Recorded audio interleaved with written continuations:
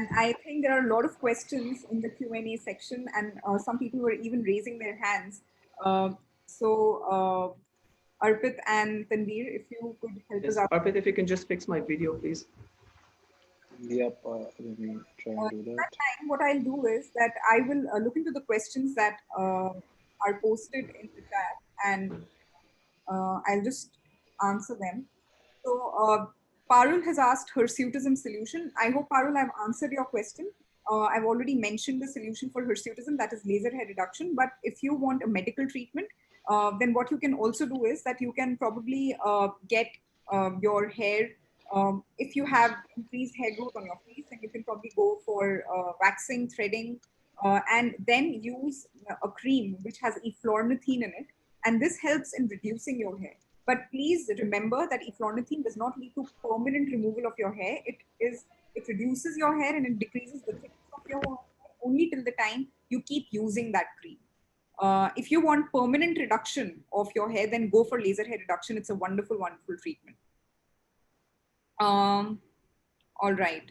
So there's Shreya asking how to deal with open pores. But so open pores can be seen in patients who have seborrhea or who have oily skin. And for open pores, you must make sure that you use products which decrease the oil in your skin. Use a face wash for oily skin.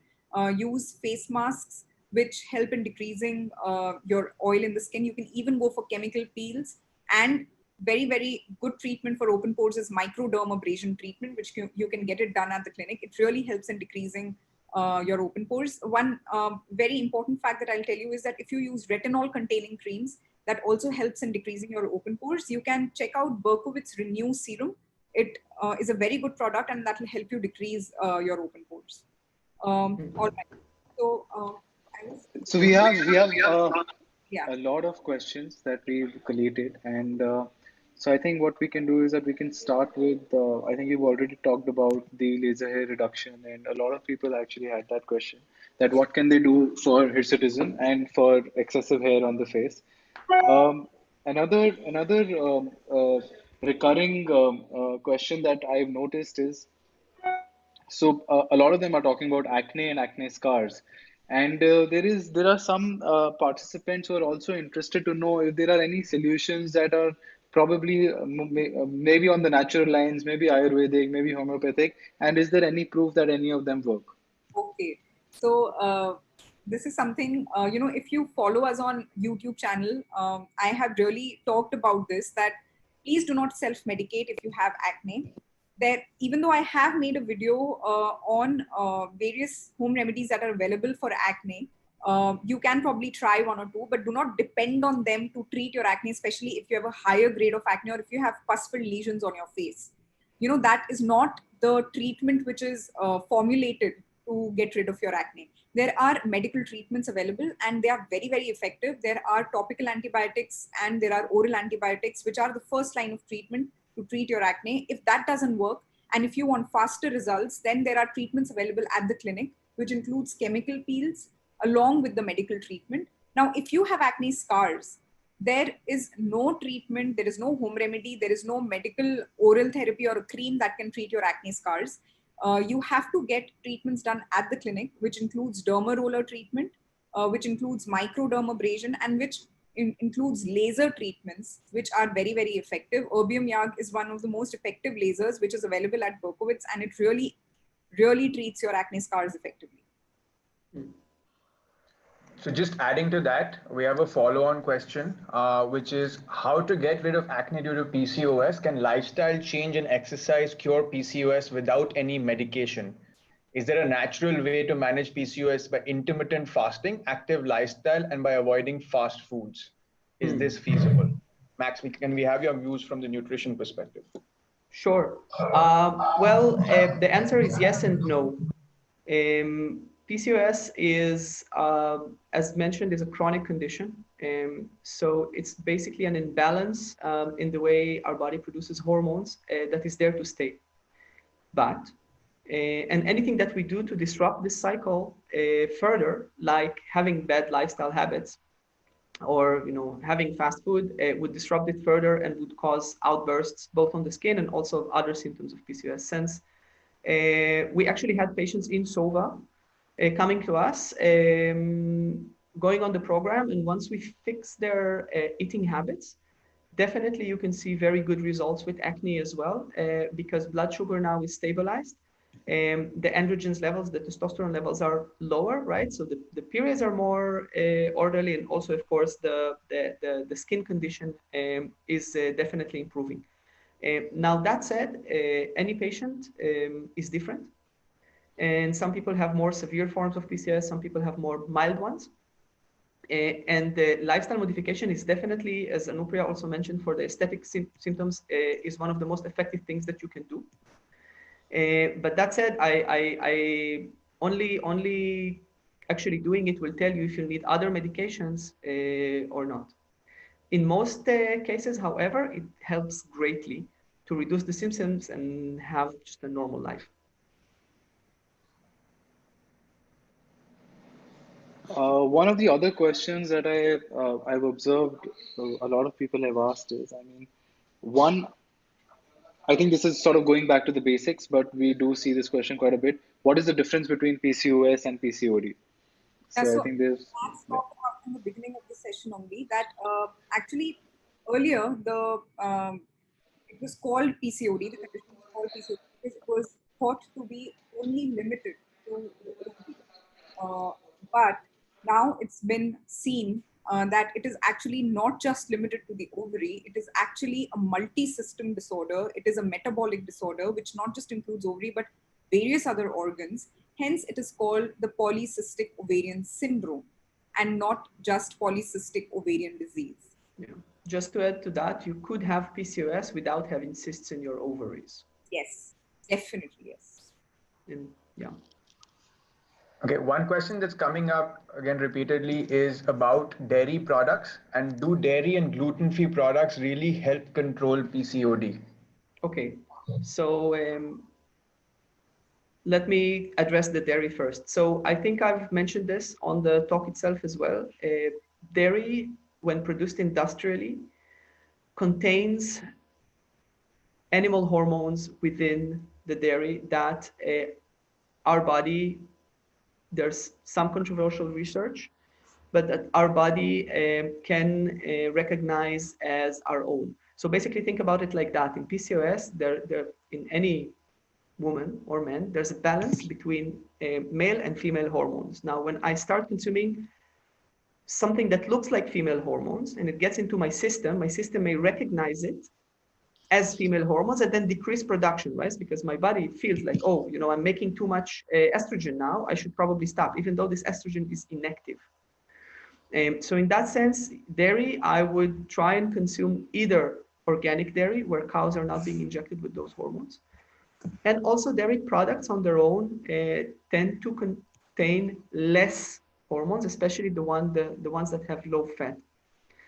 So that is actually probably okay. With regards to gluten, there are absolutely zero evidence that gluten induces symptoms of PCOS, unless people are sensitive or they have celiac disease, which is an autoimmune disease where the body recognizes gluten as an intruder and there's an inflammatory process starting.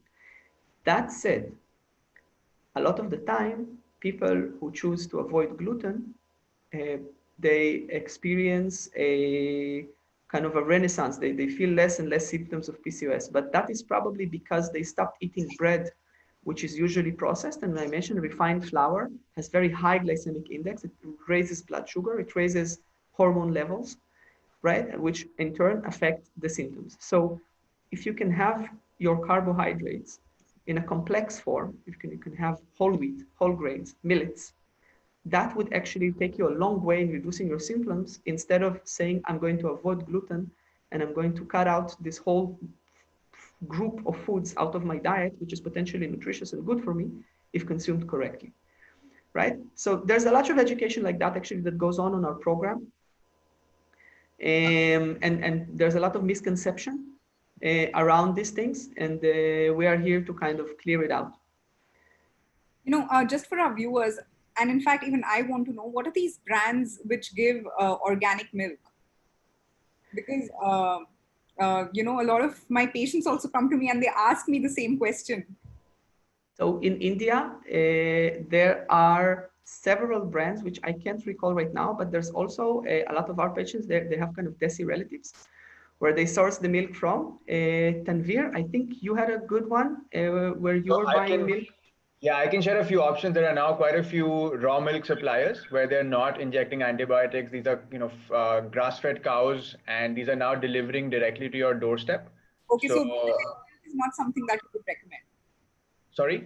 Other dairy milk is not something that you would. Amul milk is something that I would not recommend for PCOS. Yes, definitely. Amul, Mother Dairy. So all of the commercial dairy farms are basically mixing cow milk with buffalo milk, So, and these I are mean, also commercially mass produced. there is also a question that says, is there a difference between A2 milk and A1 milk? And is there research to show that one is better than the other for PCOS patients? In terms of PCOS, both A1 and A2 milk usually contain hormones. It actually depends on the breed of cow that is producing the milk. Okay. In terms of nutrition value, there are some research that's saying that A2 is better than A1. As I said, this is negligible when compared to hormone versus no hormone. Okay. We have a few questions uh, about the permanency of the treatment. I mean, how long will the treatment last, and is PCOS something that can be cured with lifestyle, or is it something that needs to be managed throughout one's life? What are Hmm. your thoughts on it? I mean, both Anupriya and Max. I mean, it would be great if you can sort of educate us on that. Yeah, so as Max already mentioned that PCOS is a chronic disease, and even now there are questions about what is the cause behind PCOS other than the hormonal cause that we know. The cause still remains unknown. So there is no particular cure for PCOS, but we can manage the symptoms effectively.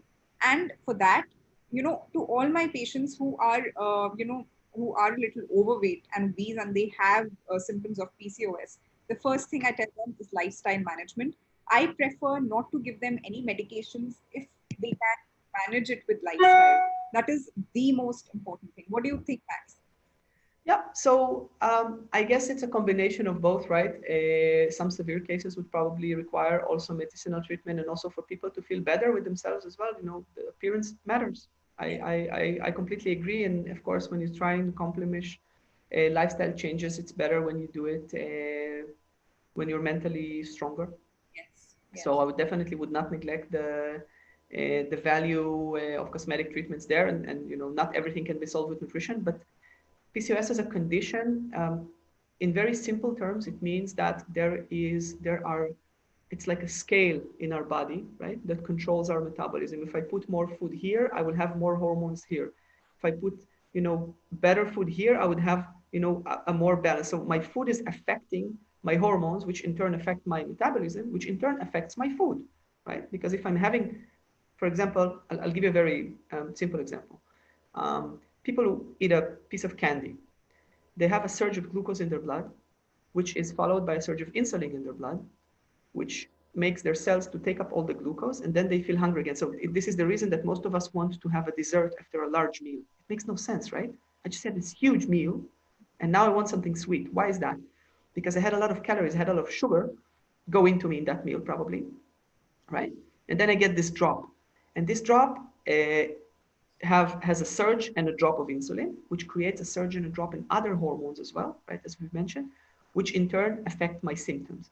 And the fact that I'm starting to crave sugar again repeats this cycle over and over and over and over again during the day, which basically I'm giving myself more PCOS symptoms, right? With any person, it's true for any person, but with people for PCOS, the implications are stronger or harder, right? I'm giving myself acne, I'm giving myself more hair or less hair on the scalp. I'm giving myself this fatigue, right? I'm constantly fatigued and craving sugar. Why? Because I'm not eating right. Once you start eating right, people on our program after 10 days, after 2 weeks, they say, "Oh my God, I don't want to sweets anymore. Oh my God, like I'm not tired anymore. I'm performing better at work. I'm sleeping better."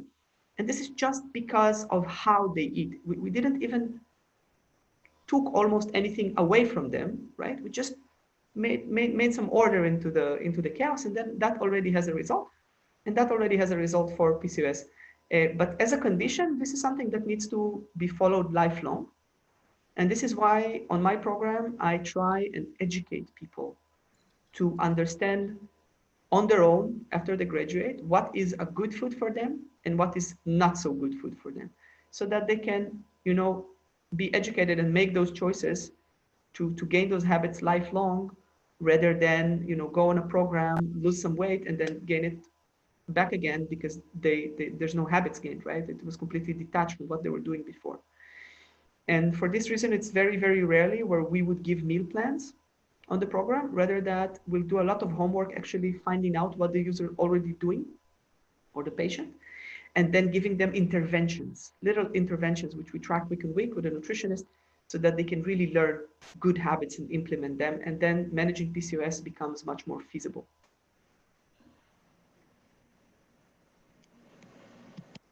Okay, great. I think that was really enlightening. Thank you for that. Um,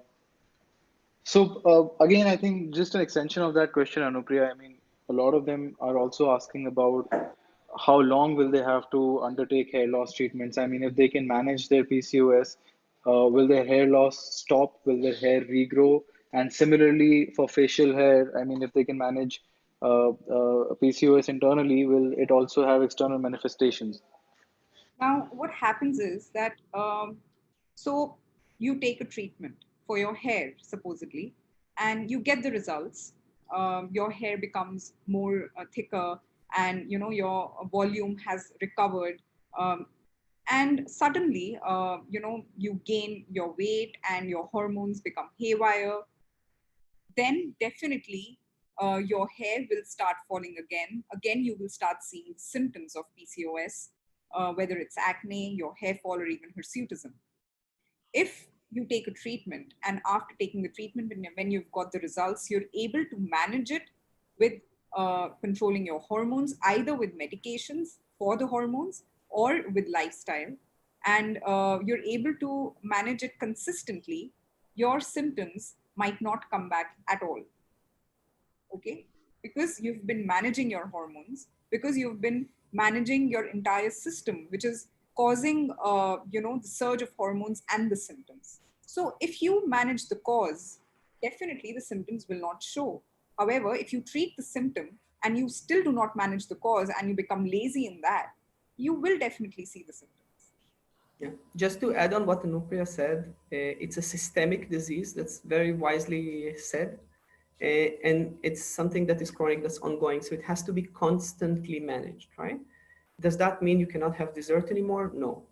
Does that mean, you can do a bad choice sometimes, or something that's unhealthy for you? Yes, it's fine, right? As long as the bigger picture remains okay. And the fact that people are obese, or they have this excess weight around their abdomen specifically, on its own has an effect. It's not the cause, it is also the outcome, but it's also causing people to have higher risk of PCOS symptoms.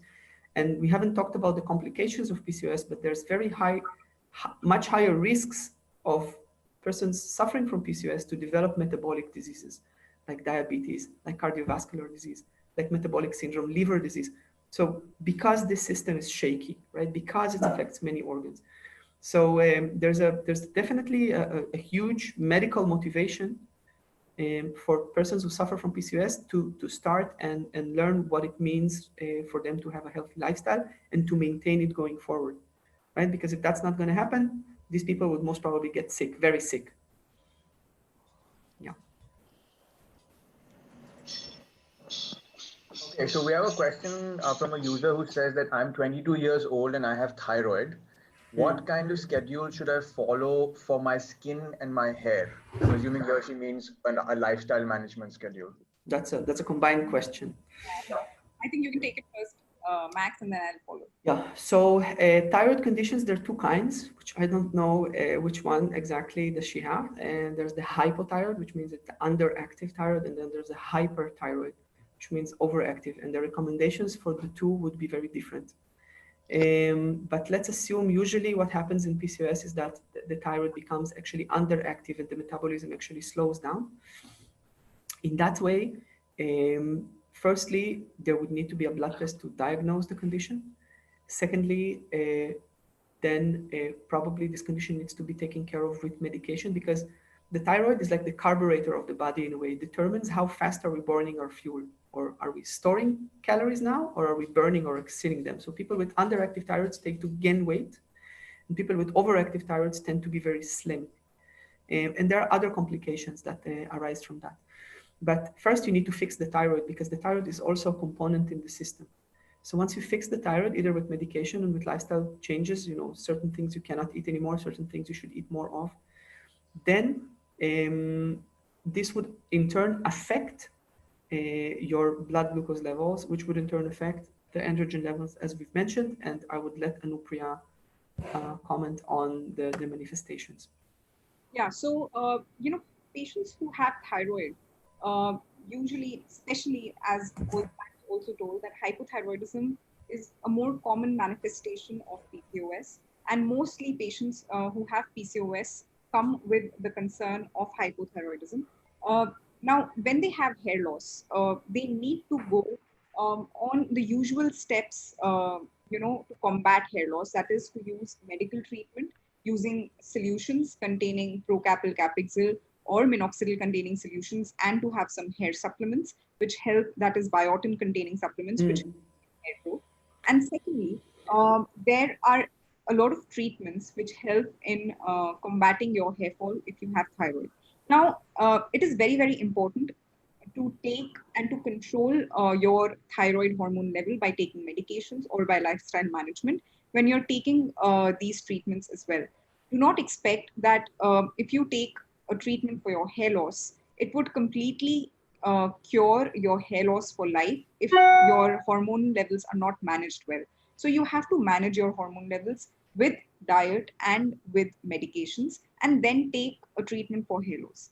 Second, about the skin, usually patients complain of dry skin and pigmentation on their skin when they have hypothyroidism. And this can be treated by moisturizing your skin well. And obviously, the pigmentation can be treated by certain topical creams containing AHAs, arbutin, or they can also be treated by chemical peel treatment. Yeah. Yeah. So, what are the other questions there? Great.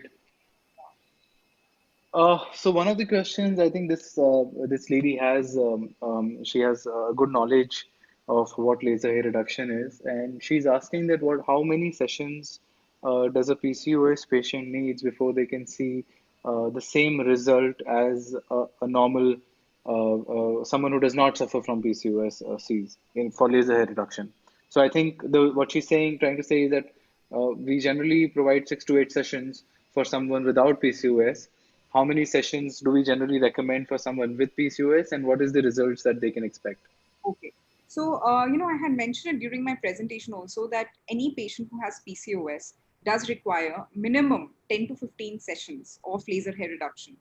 And even after taking that, if your hormone levels are not controlled, you can have recurrence of hair growth on your face or on your body, and more so on your face. So you need to take maintenance sessions. But let me tell you, so this might sound a little cumbersome to take laser hair reduction sessions for 10 to 15 sessions, and even after that you have to take maintenance sessions. But maintenance sessions is probably 2 to 3 in a year's time.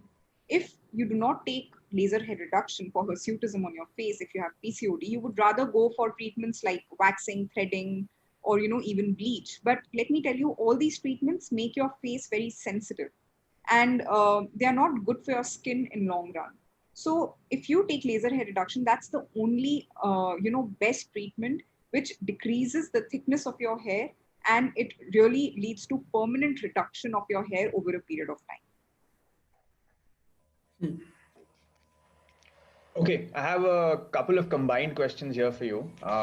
Max, one, what is the best way to take apple cider vinegar? Two, will lemon water help me increase my strength and deal with fatigue after exercise. So I think we can do some myth busting here. And third, can you recommend a diet for PCOS? Okay, so apple cider vinegar can be taken on an empty stomach in a glass of water, just one spoonful in the morning before food.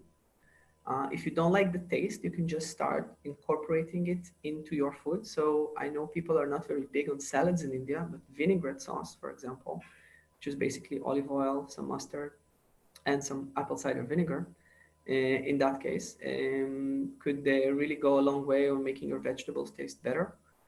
And when consumed as part of a meal, that it has a good effect as well. So that's possible ways of consuming it. Also, we had a question about lemon water. So what happens about, the answer is no. No, it cannot. But what usually happens is that when people have workouts that are too intense, they burn out the glycogen stores they have in their cells, which is basically the available sugar that we have for like short bursts of energy. And this is why, to deal with fatigue in extra intense workouts, I would recommend to have a banana or a few almonds in the middle. So if you have an hour-long workout, just eat a banana in the middle of it or just before, if it's not too heavy. So that, and then that would really reduce fatigue, because the fatigue is caused by basically we have a way of storing glucose that's called glycogen, and it's making it available in the cells for when we need energy quickly. And that's especially if you work out in the morning, the stores are already depleted from the night fast, right? Because the body is using this energy for housekeeping, for breathing, making the heart beat. But during an exercise, you burn that further. So just have some food that's not heavy. So that's that. And then, can I recommend a diet for PCOS? Yes, definitely. We have programs for that. Please go to our website. It's Sova.health. And we even get a little discount with the code that we posted further. I guess Parak or Tanvir, you can post this on the chat window itself for people to use. And yes, I will be there to help you with a PCOS diet. But as I mentioned, it's more about changing the way you think about food and changing your habits rather than getting just a chart, because we want to really teach you what it means to eat right for you specifically. And this is why we have a program rather than just one meeting and slap you with a nutrition plan which you're going to follow for a while and then you're going to drop, and there's going to be no lasting effect.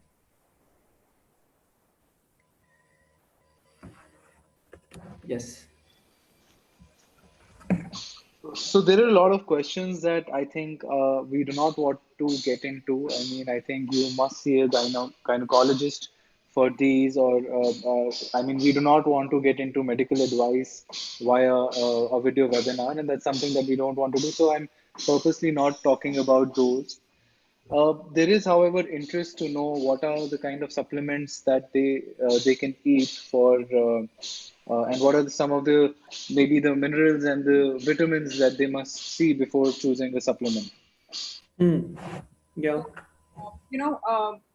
Our Berkoits Grow supplements, they are extremely effective for hair loss. They must look for biotin. They must look for zinc. And iron is also very important. Vitamin D, vitamin B12. These are some important, vitamins and minerals that they must look for.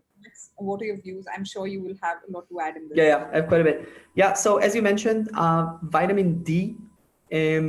So let me touch on the common deficiencies that we see in Indian women, mostly vegetarians as well. So vitamin D, everybody's deficient. I can guarantee that 95% of the attendees of this webinar are deficient in vitamin D, myself included, and until I started taking supplements. And the reason for this is because vitamin D is a vitamin we get from exposing ourselves to the sun. No shortage of sun in India, but a shortage of going out.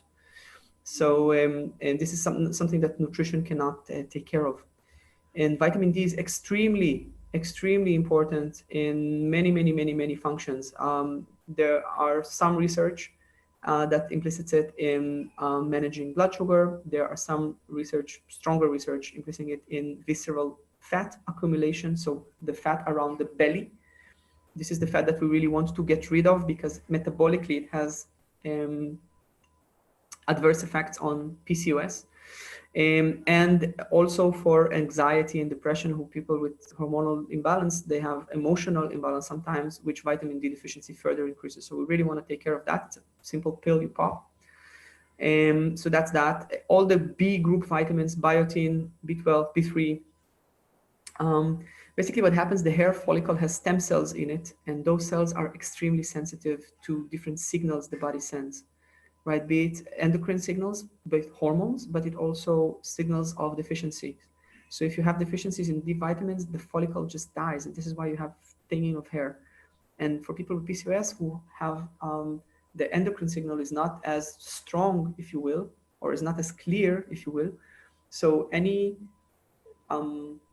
adverse effects that you kind of accumulate on top of that, the fast renewing tissues are the tissues that are going to react, and hair follicles, hair grows fast.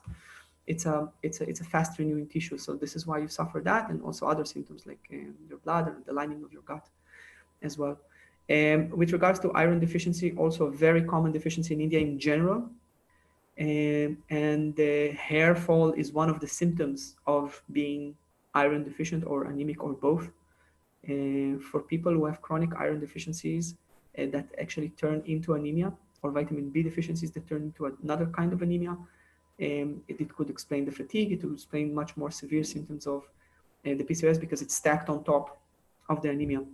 And this is something that we find a lot with our patients as well when they come to us with wanting to treat their PCOS, but then we test the blood and we see, oh, you actually have vitamin D deficiencies and anemia as well. Let's fix it. And then you can feel better in a much shorter time. And of course, like if you don't do this blood test, if you kind of avoid testing, then this is something that you're never going to find out and treat effectively.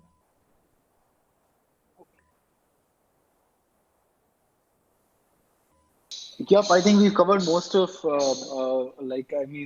we've covered almost all the questions, and unless they're very specific or they're sort of in some way a repetition of what we've already talked about. So I think, yeah, I mean, maybe both of you, if you can share some closing thoughts, and then we can wrap the webinar up. It's been a good 1 hour, very informative for us, and I'm sure for the audience as well. So we have quite a few users on YouTube as well, and on Zoom as well. We had quite a good, I think We had the full 100, I think, at we had the point. full 100 register. We had the full 100 visitors. So, yeah, just closing thoughts from the two of you. Okay, so I just hope that everybody, takes this message home, that PCOS is not something which can be cured overnight or with a monthly treatment. It is a chronic concern, but it is not something which you have to live with, every single day of your life. Do not be scared if you have PCOS.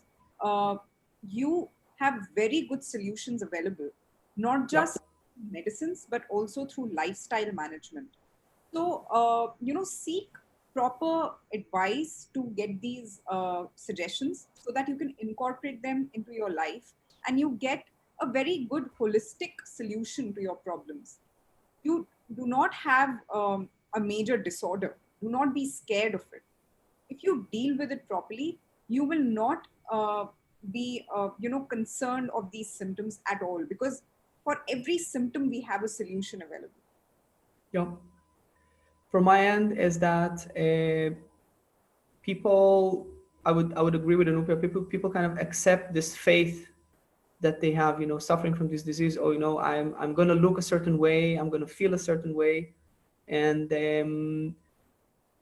you might be very surprised how far very simple little changes in your daily routine go into making you much better, because what we find is that people do around 30 to 40 little choices around their nutrition and well-being in a day. And all of these little choices, they have cumulative effects, right? It's many little choices that come into one big condition, thing, feeling, symptom, whatever you want to call it. And if you fix even some of them, as Anupriya mentioned, even if you lose 5% of your weight, there's already an improvement. If you start having breakfast at a fixed time, there's already an improvement. You start sleeping better, there's already an improvement. So there's so many different things each one of us can do that have this effect. So almost anyone can benefit from this.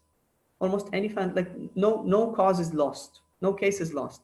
This is something that I want you to take home message. This is definitely in your hands. And of course, you can use us for it as well to help you to change this and to live a normal life. So everybody, this entire video will be available on YouTube. So you can go back to YouTube and check if you have, missed out on any point. You can even leave your comments below that video. And, our team can take care of the questions. And as I always say after every video, stay healthy and stay beautiful. So you must remember to stay healthy. That's the most important. Done. All right. Thank you everyone for coming and for being here for an hour to listen and to increase your knowledge. That's really great. Kudos to all of you. And it was lovely talking to you, Max. And it was a very informative session for me as well, because so many patients of mine, they ask me for such suggestions. Now, if I have any concern, I will definitely get in touch with you. Please, I will do the same. Okay. Thank you very much, Anupriya, for having us. Thank you, Max and Anupriya. Thanks. Bye-bye. Bye. Bye, everyone.